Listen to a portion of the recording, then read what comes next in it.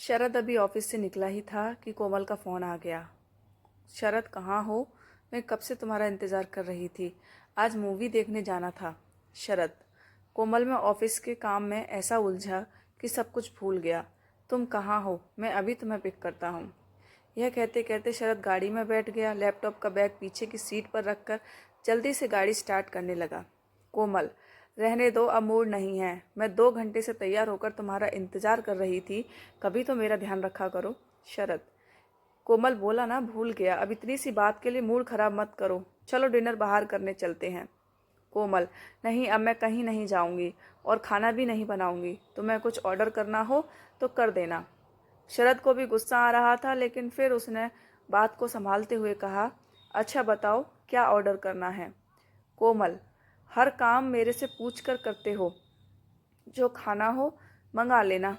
यह कहकर कोमल ने फ़ोन काट दिया। शरद को बहुत गुस्सा आ रहा था। पूरा दिन ऑफिस में बॉस से चिक चिक, घर पहुंचो तो बीवी के नखरे। शरद गाड़ी चलाकर घर पहुंचा। उसने कोमल को मनाने की बहुत कोशिश की, लेकिन कोमल ने उसकी एक न मानी। हार कर शरद भी बिना डिनर किए सोने चला गया।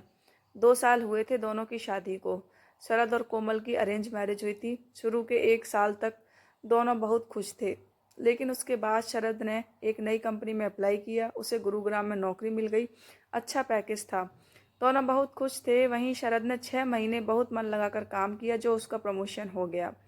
गाड़ी तो शरद के पास थी। उसने एक फ्लैट खरीद लिया जिसकी ईएमआई बहुत ज़्यादा थी। शुरू में लगा कि चलो देखा जाएगा, लेकिन उस अपार्टमेंट में रहने का सुख ही अलग था। इसी सुख को पाने के चक्कर में हर महीने 12-12 घंटे काम करके भी ईएमआई भरना मुश्किल होता जा रहा था। इधर कंपनी के बॉस को उसने मकान के मुहूर्त में बुलाकर एक और गलती कर दी। बॉस को जैसे ही पता लगा कि इसने 20 साल के लिए ईएमआई बांध ली है, अब कहीं जॉब छोड़कर नहीं जा सकता, उसने शरद से ज़्यादा काम लेना, बात बात पे नीचा दिखाना, जो काम उसका नहीं था वह भी उस पर लाद दिया।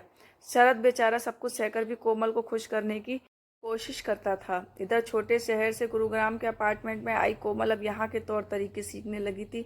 सोसाइटी में रहने वाले लोगों से दोस्ती हो गई। अब उनके जैसे लाइफ स्टाइल को अपनाने के चक्कर में अनाप शनाप खर्च करने लगी। कोमल के लिए लाइफ केवल एंजॉय करने के लिए थी। कोमल को हर दिन घूमने जाना था, मूवी थिएटर, बाहर डिनर, इन सब का शौक लग गया था, क्योंकि स्टेटस अपडेट करना था। इसके अलावा वह शरद के साथ महीने में एक बार टूर प्लान कर लेती थी, जिसे न चाहते हुए भी शरद को मानना पड़ता था। शरद की जिंदगी पत्नी और बॉस को खुश करने में बर्बाद हो रही थी। खर्च कम करने की बात पर घर में लड़ाई हो जाती थी। कोमल। बाकी लोग भी तो मेंटेन कर ही रहे हैं, सिर्फ सोच का फ़र्क है। जैसी आदत डालोगे वैसी डल जाएगी। शरद। उनकी और हमारी कमाई में ज़मीन आसमान का अंतर है। इनमें से कुछ लोग तो बहुत पहले से यहाँ रह रहे हैं। हमें अभी 20 साल ईएमआई भरनी है। कोमल। तुम कहीं और जॉब के लिए अप्लाई भी तो नहीं करते। तुम भी तो इसी कंपनी से चिपके रहना चाहते हो सकता है अच्छा पैकेज मिल जाए। शरद। नौकरी बदलने के रिस्क के लिए सेविंग होनी चाहिए। यहाँ महीने का लास्ट आने से पहले ही पूरे पैसे खर्च हो जाते हैं।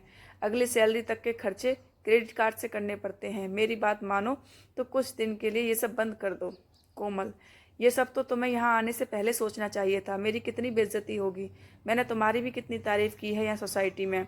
उसका क्या, ये लोग हमें बहुत अमीर समझते हैं। मैं ये सब नहीं कर सकती। तुम्हें किसी तरह अपनी इनकम बढ़ानी होगी। शरद चुप रह गया। वह अंदर ही अंदर कुट रहा था। शादी से पहले छोटे से शहर में एक छोटा सा कंप्यूटर इंस्टीट्यूट चलाता था। कितना सुखी थे। सुबह क्लास होती, दोपहर को खाना खाने घर आ जाता, फिर 2-3 घंटे आराम करके शाम की क्लास के लिए निकल जाता। रात को 10 बजे घर आता तो कोमल गरम गरम खाना परोसती। तरक्की के चक्कर में माता पिता को भी छोड़ दिया। उन्होंने कितना मना किया था, बेटा जो मिल रहा है उसमें सब्र कर, लेकिन उनकी एक बात नहीं मानी। तब तो गाड़ी खरीदने का शौक था। एक बार अपना घर क्या छोड़ा, एक बार भी माता पिता से मिलने नहीं गया। छोटा भाई वहीं इंस्टीट्यूट चला रहा है। बार बार फ़ोन पर कहता है, भैया मुझे भी वहीं बुला लो। अब उसे कैसे बताऊं कि यहाँ आकर उसने क्या खोया और क्या पाया। आज सुबह जल्दी मीटिंग थी। सुबह जल्दी जाने के लिए कोमल को बोला था, लेकिन जब शरद सुबह तैयार हुआ तो पता लगा कोमल सोकर ही नहीं उठी है। बिना नाश्ता किए, बिना टिफिन लिए वह ऑफिस पहुंच गया। आज बॉस ने उसे और उसके साथ काम करने वाले 3 लोगों को नए टारगेट समझा दिए। इंक्रीमेंट का लालच देकर पिछले 6 महीने से लगातार टारगेट बढ़ाता जा रहा था। आज के टारगेट पूरा करने के लिए शरद को संडे भी काम करना पड़ेगा। इतना बोझ उठाना उसके लिए असंभव था। मीटिंग के बाद वह बॉस के केबिन में गया। बॉस। आओ शरद, तुम बहुत काबिल हो, मुझे तुम पे विश्वास है। ये टारगेट तुम ज़रूर पूरा कर लोगे। शरद, सर ये रहा मेरा रिज़ाइन, मैं 1 महीने का नोटिस पीरियड पूरा करके चला जाऊंगा। बॉस, ये तुम क्या कर रहे हो? अपने करियर से खिलवाड़ कर रहे हो? तुम्हारी घर की ईएमआई का क्या होगा?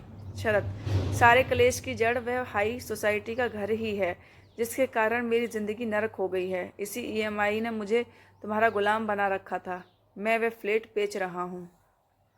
इससे पहले कि बहुत ज़्यादा सवाल जवाब करता, शरद तेजी से बाहर निकल आया।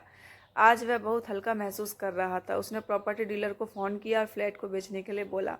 शाम को शरद घर आया तो कोमल ने कहा, हम कल कहीं घूमने चलें क्या? तुम कल की छुट्टी ले लो। शरद, कोमल, अब बस 1 महीने की बात है, उसके बाद बस छुट्टी ही छुट्टी है।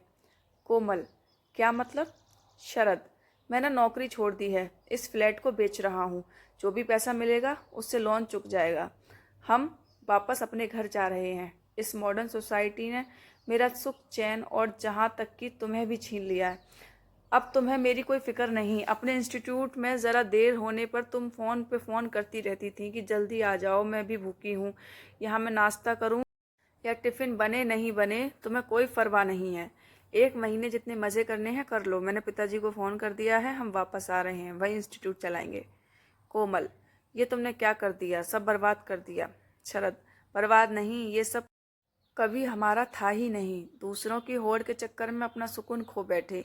एक बार सोचकर देखो, अगले 20 साल में मेरा क्या हाल होता। ईएमआई वही रहती, मेरे काम करने की शक्ति घटती, खर्चे बढ़ते। एक दिन ऐसा होता कि शायद इस ऐशो आराम के चक्कर में मैं ही नहीं रहता। यह सुनकर कोमल के होश उड़ गए। इस तरह तो कभी उसने सोचा ही नहीं।